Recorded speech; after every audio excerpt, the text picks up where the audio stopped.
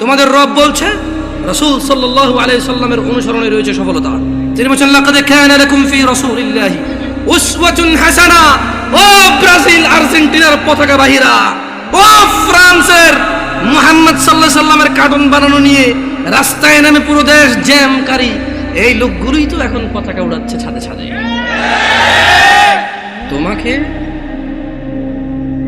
তোমাকে অপমান করতে আসেনি। ওয়াল্লাহি আমি নিজে এমন অনেক অপরাধী, যখন আমি এই অপরাধে থাকি আমার কাছে কোনো অনুভূতি থাকে না, বোধ শক্তি থাকে না, জানোয়ারের মতো হয়ে যায়। আমি মনে হয় না এটা লজ্জাকর একটা কাজ। তোমার অবস্থা আমারও যেই অপরাধগুলোতে আমি লিপ্ত, যেমন আমি নির্লজ্জ, তোমার অবস্থা এরকম। তাই তোমাকে আমি আমার থেকে আলাদা মনে করি না, তোমাকে ভালোবেসে বলি।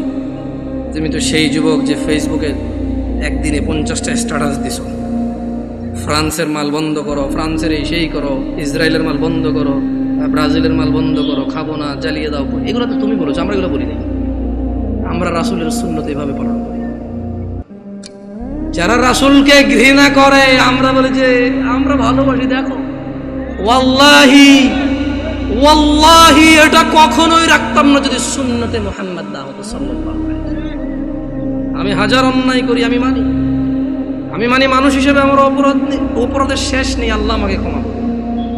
তবে তোমরা যারা মুহাম্মদ সাল্লাল্লাহু আলাইহি ওয়াসাল্লামকে নিয়ে কুচ্ছা রটনা করো, অবমাননা করো, তোমাদেরকে বলে রাখি আমার টাকনুর উপরের কাপড় ওনাকে ভালোবেসে তোমার